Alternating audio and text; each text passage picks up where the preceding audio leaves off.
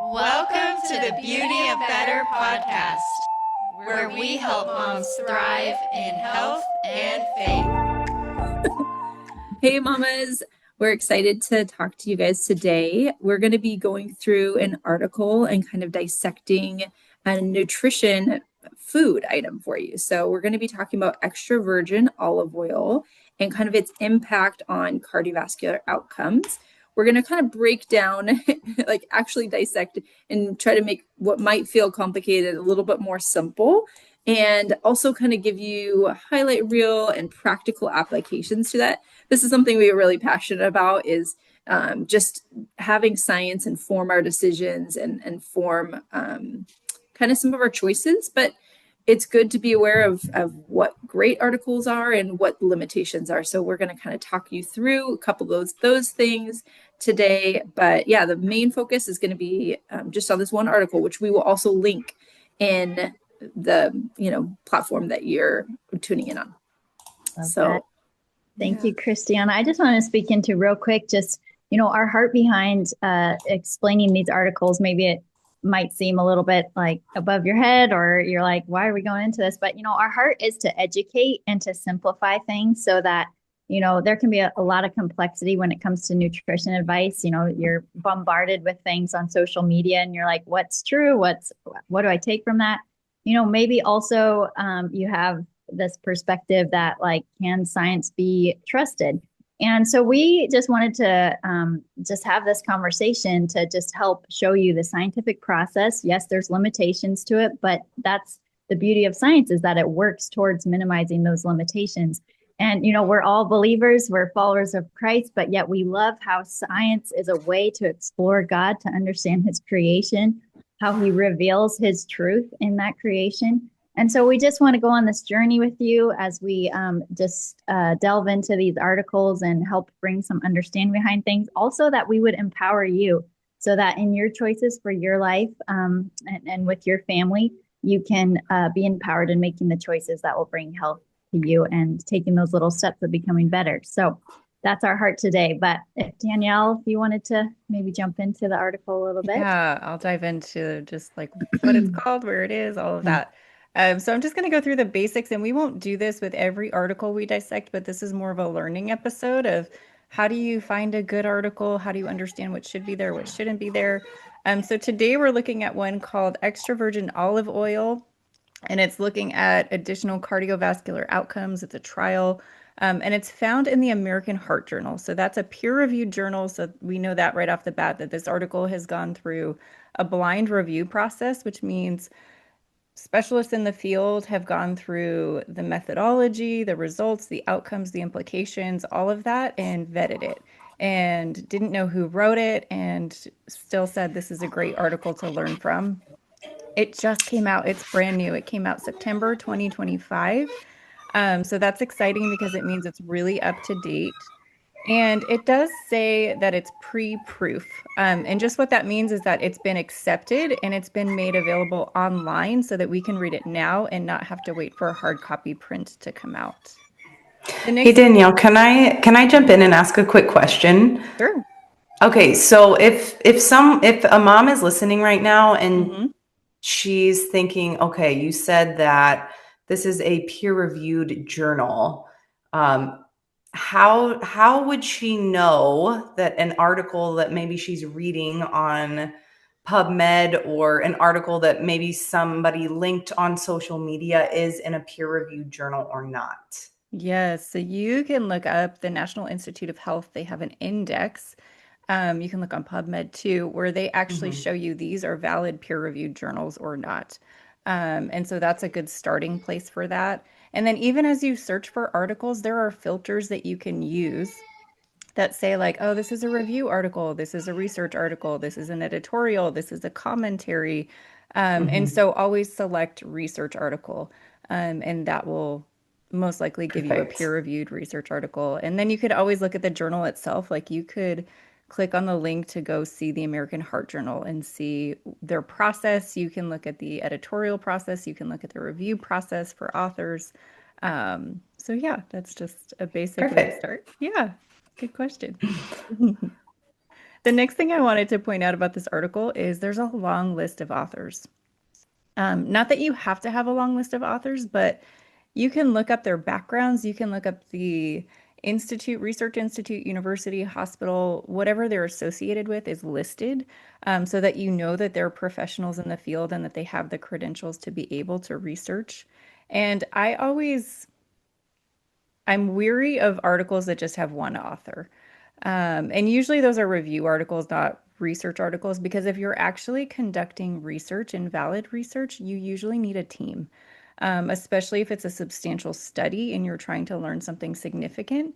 There should be more than one author. So if it's just like a one, maybe two author article, I would just look at what is their background and why aren't there more people helping with this? So that's just something else to note. There's a number of authors listed here from universities and hospitals. And then I'll just jump into the basics of what they studied, and then we can all look at the highlights together. But really, this study looked at over 7,000 people who were high risk for heart disease. And it was 7,102 people, which is a very significant number. If you get over, I would say, a couple hundred people in a study, that's significant. It's really hard to actually research large numbers of people and gather data and then follow up. And this study actually followed up, which is even more significant. So they started with over 7,000 people. They were ages 50 to 80, so people at high risk for heart disease. And at the time of the study, it's important to note that they were all free of heart disease.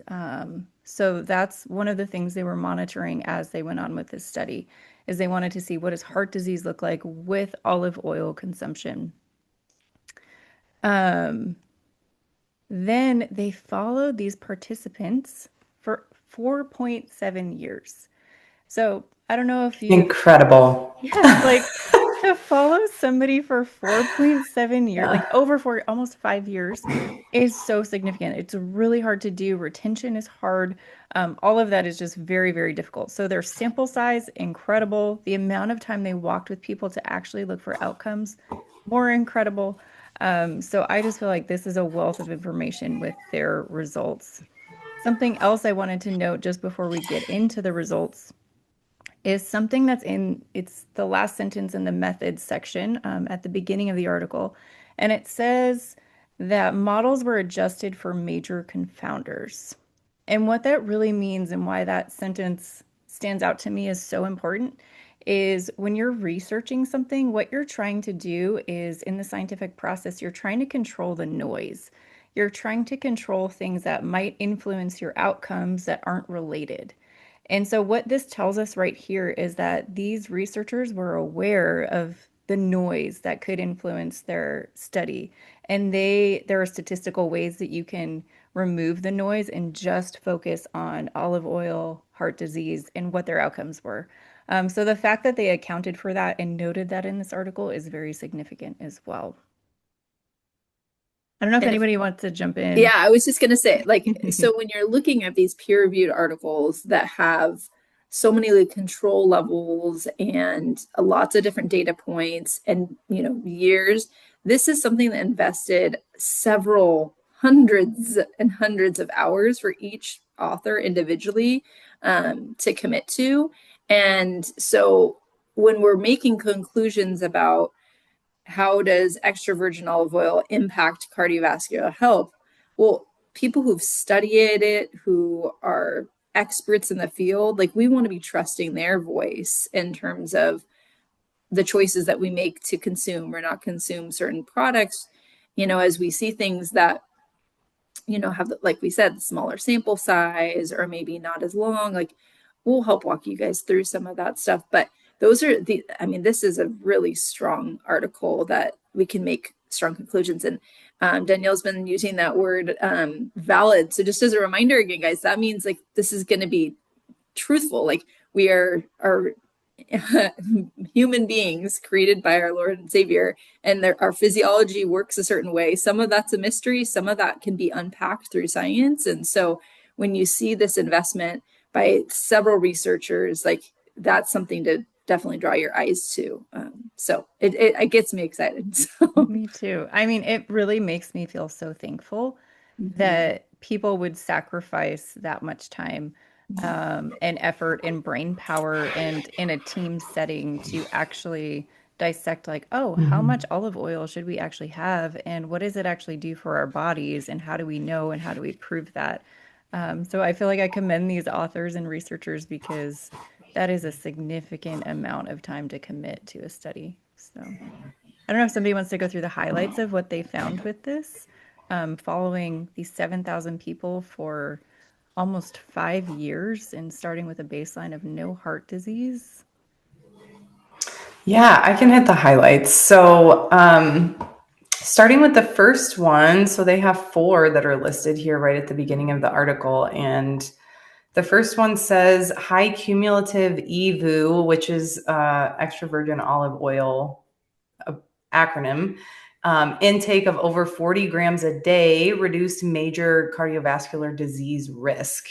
So that's important because they are basically able to tell us how much we need per day in order to reduce the risk of disease, which is a really practical thing.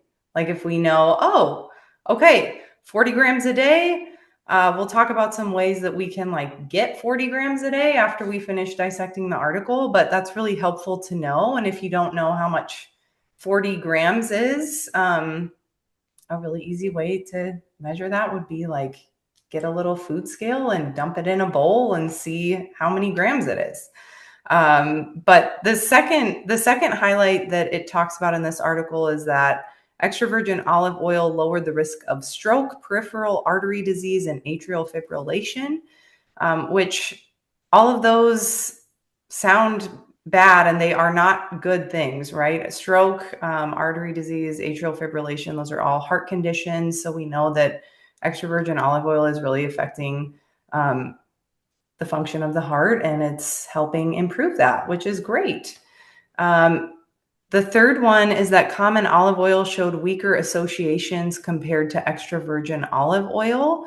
And that's helpful because when you're shopping for olive oil, sometimes it'll just say olive oil and sometimes it'll say extra virgin olive oil. And if there was a weaker association of something, that means that variable was not influencing the outcome as strongly as this one was. So that means that we're looking at the extra virgin olive oil did a better job when they were looking at that piece than just regular olive oil. So that's, again, something that's very simple for you to do. Just buy the extra virgin versus the regular standardized olive oil.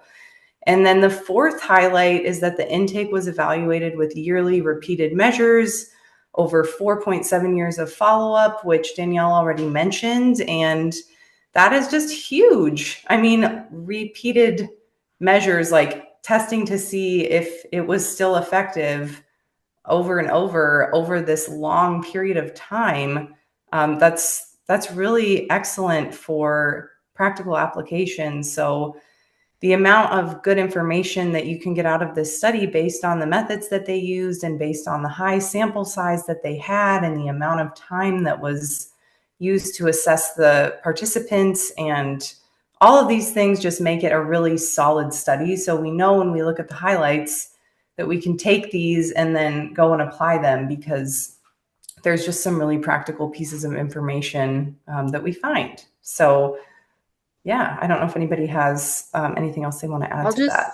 I'll just jump in here. So I love that it's cardiovascular outcomes. It isn't just a singular outcome. So the fact that they looked at peripheral artery disease, heart failure, atrial fibrillation, like those are just some of the things that can impact just being able to live and longevity, right? I know different families have risk factors, maybe genetic, that might predispose you to have higher risk of cardiovascular disease. I know that runs on my side, and that's what motivated one of the motivators that I got in the field, and just love preventive medicine and being able to study that, like thinking stroke, cardiovascular death, myocardial infarction, like let's reduce those risks. And this is a small, simple step. Like we said, at Beauty Better, we're all about these manageable, tiny steps.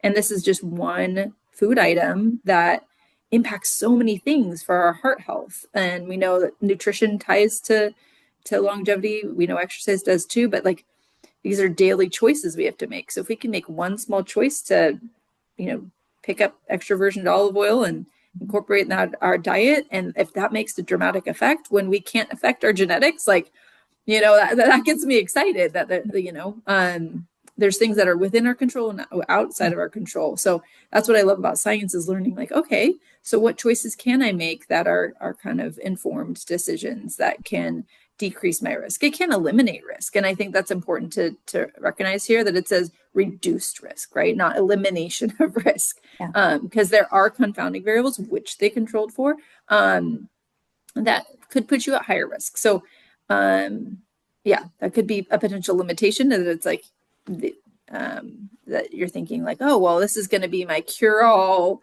just get this is going to fix all my risk factors. But there are other things that do tie into risk factors of cardiovascular disease. But it gets me excited when I can see the impact of one food item affecting so many cardiovascular outcomes. Well, and that's the thing I appreciate about, nutritional science is it helps kind of keep you within these parameters. And, as the Bible speaks about being blown and tossed by every new wave of teaching, it helps ground us. That's something I've really appreciated, that I'm not an extremist in any way. I think sometimes when people hear, I studied nutrition, they're like, oh, well, I do this, and they'll name these really extreme things. I'm like, well, there's actually not research on that. So no, I haven't done the month-long celery juice diet. You may think that that's healthy or something, but that's the importance, that this can help bring some grounding, and it can help just be like just guidelines for us too. And I think the exciting thing too is like studying extra virgin olive oil. Like God first gave us the plants, and then He added unto that all the animals of the earth.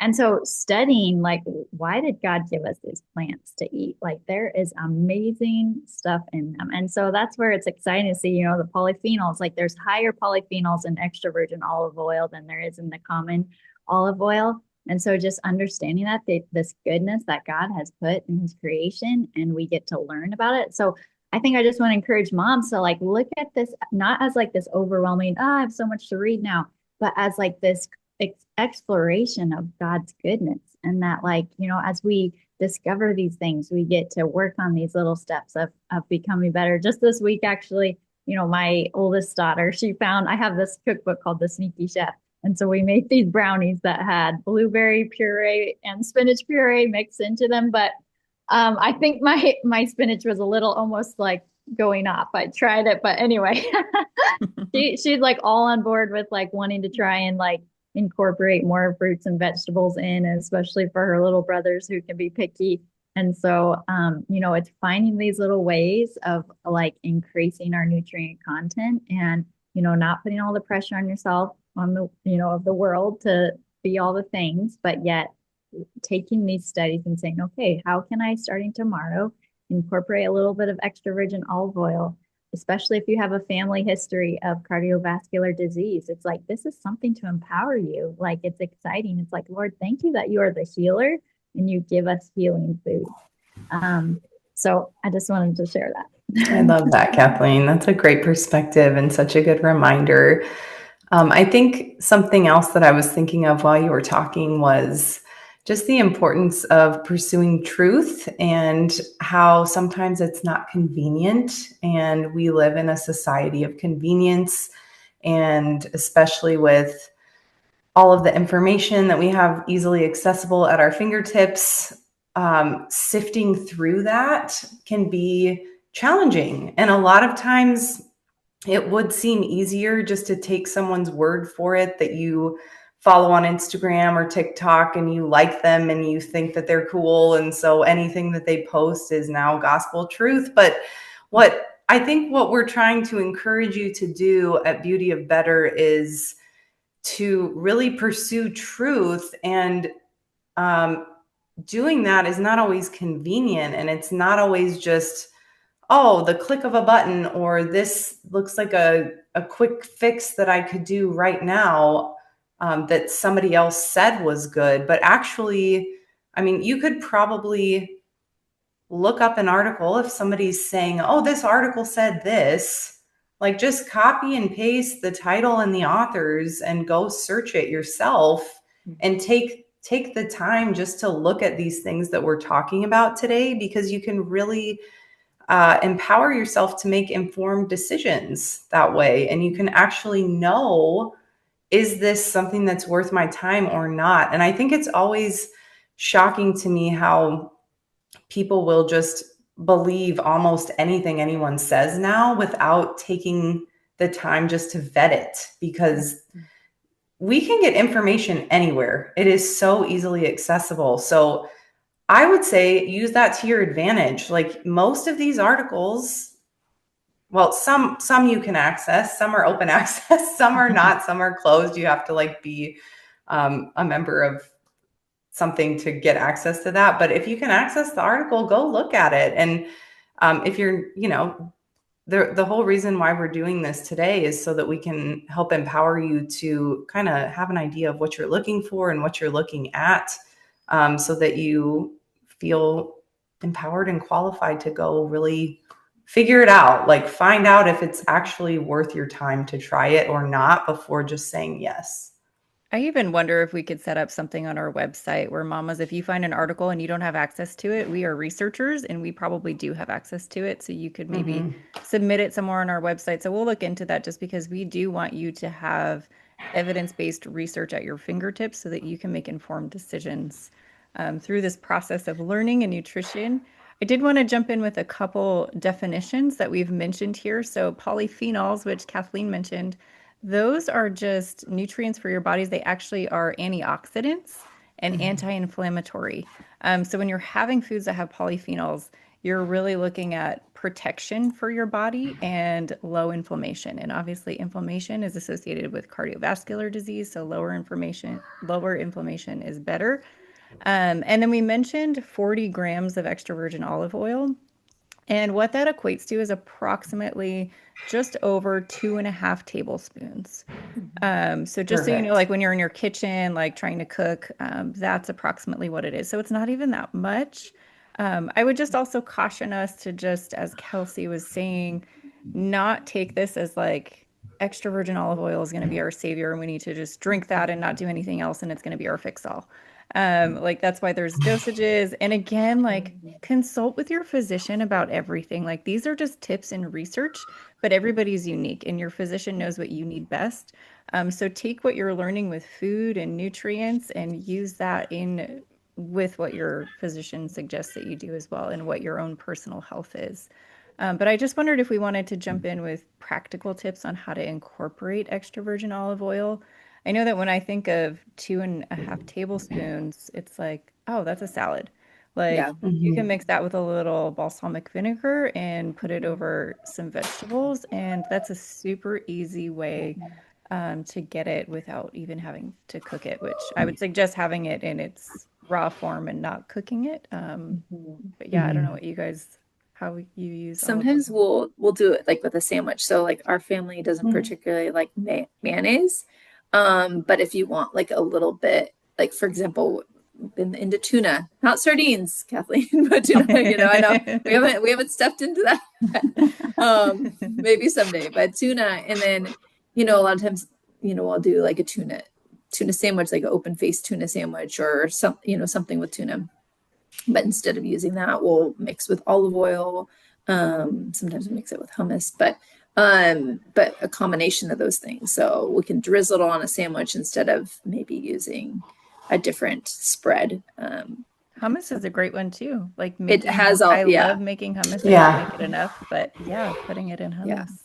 Yeah, I was just gonna say use it as like a dip too, if you want to mix it with spices or something like that, or for cooking purposes, just if it's like a lower or medium type of heat versus like a high heat, that would be a better choice for extra virgin olive oil, just because of what happens to the oil when it's heated up. But yeah, I think using it as a dip could be delicious. We do that a lot. So I just have a go-to salad dressing recipe that I make a big batch of, because I've never really liked store-bought dressings.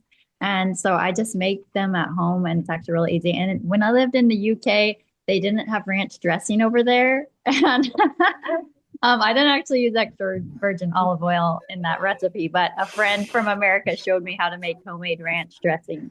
And I'm forever grateful because it's way better than the store-bought stuff. So, but anyway, I might post that little yeah, Kathleen, you need to post that salad dressing Definitely. recipe because yeah, it's really good. It's got garlic, apple cider vinegar. It's got some yummy stuff in it. That's good for you.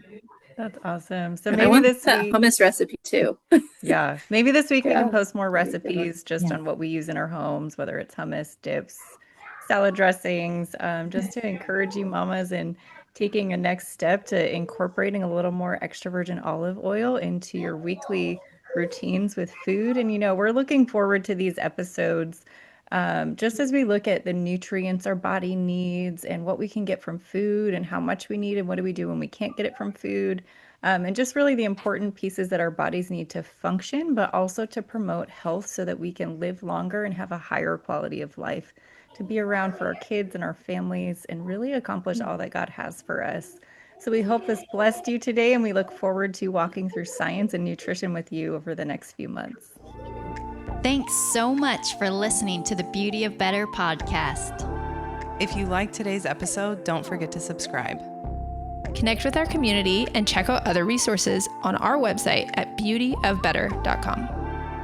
We hope this podcast helped you take the next small step to find the beauty in becoming better.